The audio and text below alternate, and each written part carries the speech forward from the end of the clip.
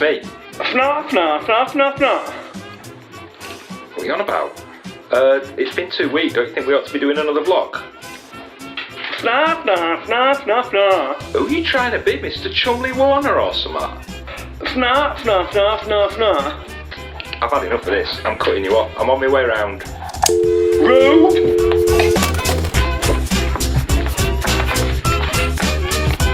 Morning! Welcome to Narrowboat Silver Fox again.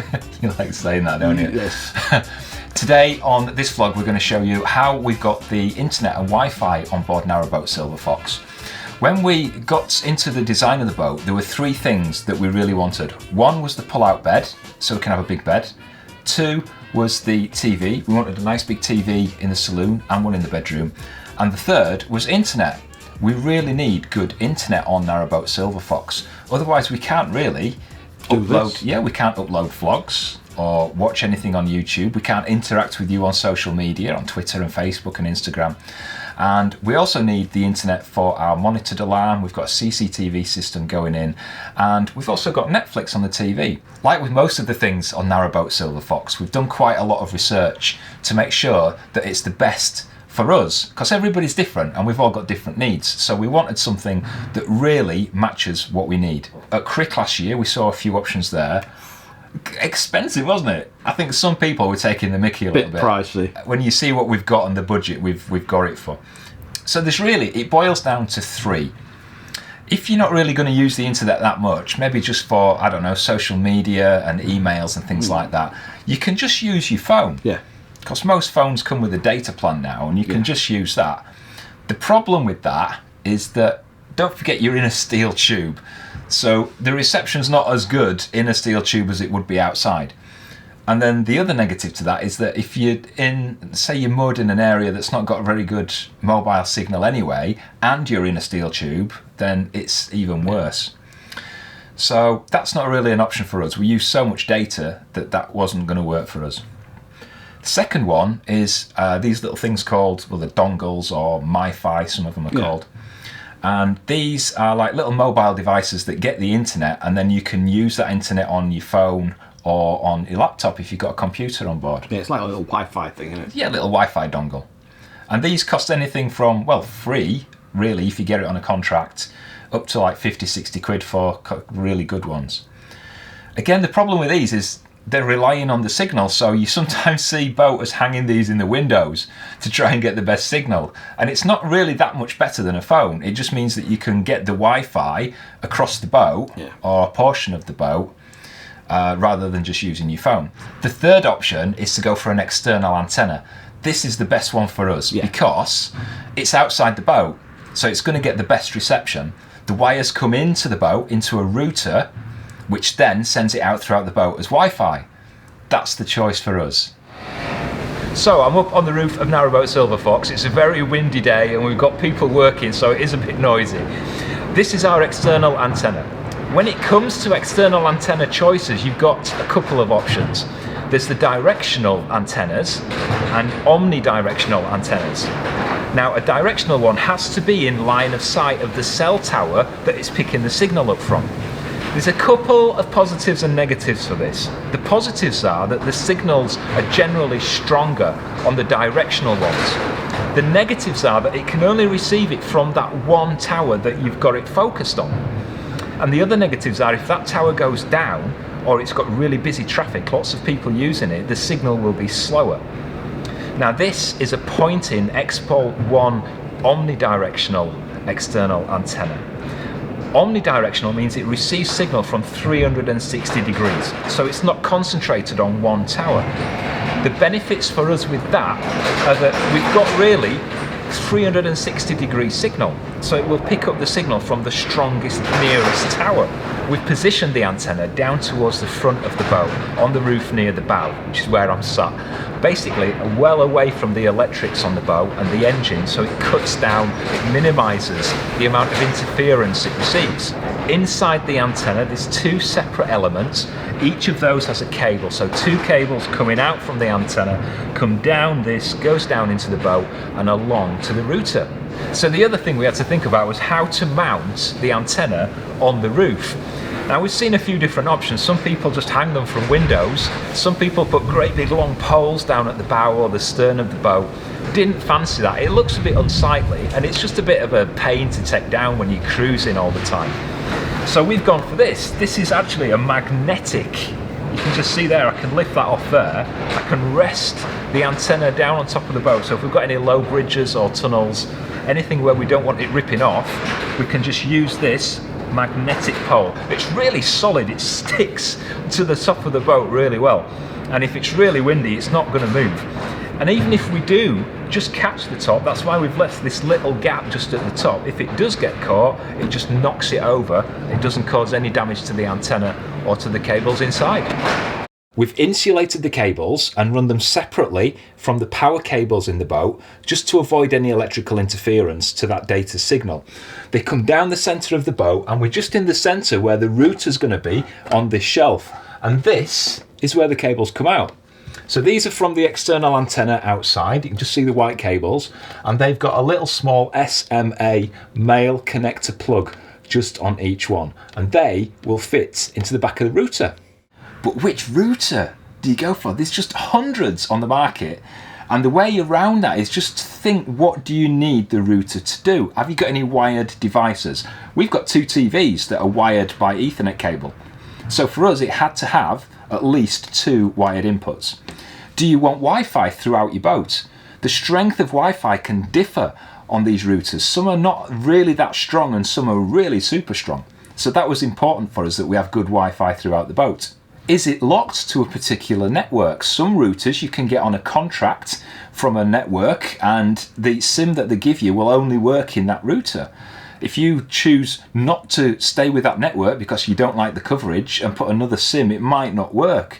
So just be careful that you're not getting a locked router that you might be kind of stuck in a contract for 2 years with. And what upload and download speeds do you want?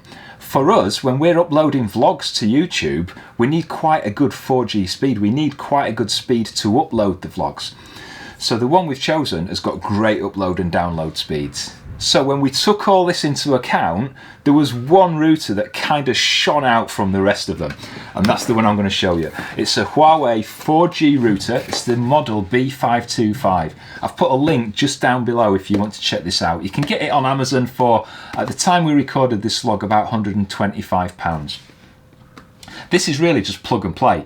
You just take it out of the box, plug it in, and I'm going to show you exactly how it works. Okay, let's take it out of the box. I've never done an unboxing video before. Okay, so I have done this already, so I'm just going to show you. So I've actually brought the SIM. We've got 2 SIMs, and I'll show you what we're going to do with those. So this is the router. It's actually quite a big piece of kit.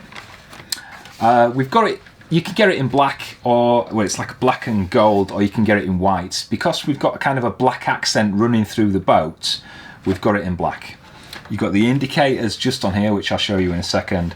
And then on the back you can see the 2 SMA inputs. This is where the external antenna are going to plug in. You can also see we've got 4 inputs on the back for our wired devices. We've got a power input just there. Got a USB output, so we can use it for connecting straight to our laptop or computer. And right at the bottom, if I just undo this little flap, you can just see where we put the SIM inside. Now this is a Cat6 router. Yeah, me as well. It's actually a really fast, efficient router. 64 different Wi-Fi devices can use this, and it just means Cat6 means that it will keep up with the amount of work. Okay, so it doesn't slow down if you've got quite a few devices working from it. The Wi-Fi easily covers the entire length of the boat. We've already checked this out and I'll demonstrate that for you in a second. It can handle download speeds of about 300 megabits per second.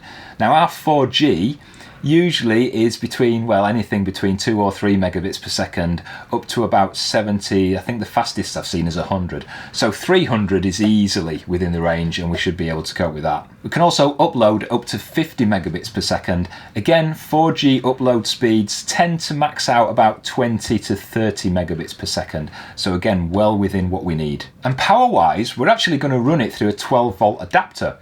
and we've worked out the power usage. If we leave it on for 10 to 12 hours a day, which is all we'll need it for, it's going to use about 0.8 amp hours per hour. So virtually no drain on the battery at all, especially if we're out cruising. We're not even going to notice it's on. Right, let's plug this thing in and show you how it works. Right, so we're in the corner of the saloon where the cables are ready. Got the router here. So the first thing to do is to put the SIM card in the router. All we do is we've got our SIM here. Now we're using a 3 network SIM. Just goes in the bottom in there. So we put the SIM card in there. You'll feel it when you push it in, it's just like a little spring. Just put the cover back on there to protect it. There we go.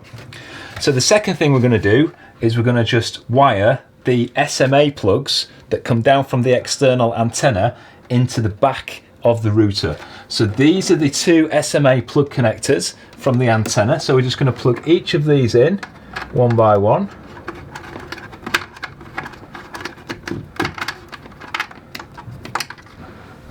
Okay, once the SMA plugs from the antenna are securely in, we're going to power the unit up. So we're using this 12 volt plug that just plugs into the back of the unit.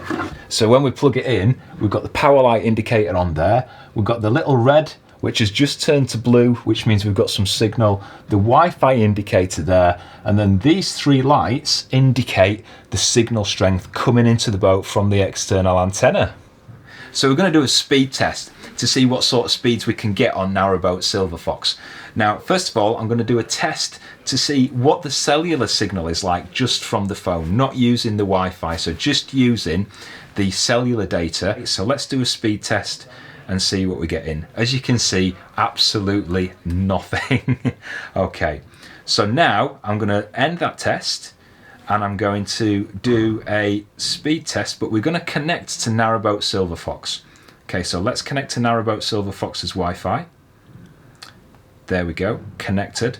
And let's do a speed test for the Wi-Fi from the router and the external antenna. Okay, off we go. Wow! What a difference! So you can see we got 0 on the cellular through the phone, but just by using the external antenna, wow, that is great. Through the router, we're getting some brilliant download and upload speeds. There you go, job done. Now the router is unlocked to any network, and we've done that on purpose. Some of these routers you pick up on contracts and you're stuck to that network, and if you're not happy with the reception, there's really nothing you can do. So we've got a router where we can use any SIM card in it, and that's great for us. So when it comes to SIMs and data plans, which one do you go for? We spoke to quite a lot of people on Twitter about this, because it's not always necessarily the case that the network that says it's got the widest, fastest coverage is actually going to be the best one for you. If you're in a particular place, say a marina, it might not have great coverage at that particular place, even though it advertises that it's the fastest, widest coverage everywhere. So it's good to check out the coverage where you're going to be. For us as continuous cruisers, we do want the best coverage along kind of the canal network and the towns and cities where we're going to be visiting. So the first thing to do is shop around. Our mobile contracts have been with O2 for years and years, probably 10, 15 years, and we've never, touch wood, had a problem with O2. But when it came to data-only SIMs, they were actually the worst. They were the most expensive for the least amount of data. And the other thing is that some SIMs are only meant to be used in certain phones. This goes back to like the router contract thing. So what can happen is you can see an all-you-can-eat data plan and think that's great, £20 a month. Put the SIM into your router and it doesn't work. Why? Because it's only meant for phone plans. So be very careful if you're buying SIMs and ask and check that it is going to work in your router for your data plan. And the other thing is really, how much data do you need? There's no point. Some of these data plans could be 300 gigabytes a month, 500 gigabytes a month, costing you £100 a month. Are you really going to use that much? We do use a lot of data, and what we did is we added it up. We took an average month and calculated the amount of data we were going to use. How? On your phone, you can actually reset your data so you can see how much data you're using in any given time period. So we reset it and looked at over 3 months and then took an average of 3 months. And we use about 300 gigabytes. It's quite a lot of data a month. So we know how much data we need so we can get a plan that's going to fit in our budget. But the thing is to shop around. Go into shops. Sometimes you find that you get bargains in the shop that are even better than the prices that you see online. So go to the shops, go to all the networks and compare them and tell them what the other one is offering, and you could save yourself a load of money. If you've got any questions about anything to do with the Wi-Fi or anything to do with this vlog, just drop them down below. As you know, I try to answer every single comment and question. I've also put links down there for all the equipment that we're using. So the external antenna and the router, everything, the links are just down there, so you can buy those directly from those links. If you've liked this video or found it informative, please click like. If you disagree with anything we've said today, please click like. If you don't like us, please click like. And also, if you want to stay on top of everything that's going on in regards to the launch of Narrowboat Silver Fox, just tick the notifications and YouTube will do the rest. And it's all free. It's all free. It only works if you subscribe, so please subscribe too. Next week, we're going to be joined by Kev and Rob, and they're going to be answering some of your questions about the build of Narrowboat Silver Fox. That's only going to be chaos. It is, isn't it? I'm looking forward to that. Until next week, we'll see you later. See you later, bye.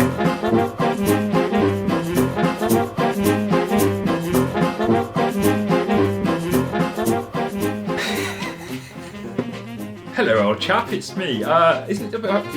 God, I feel like a like...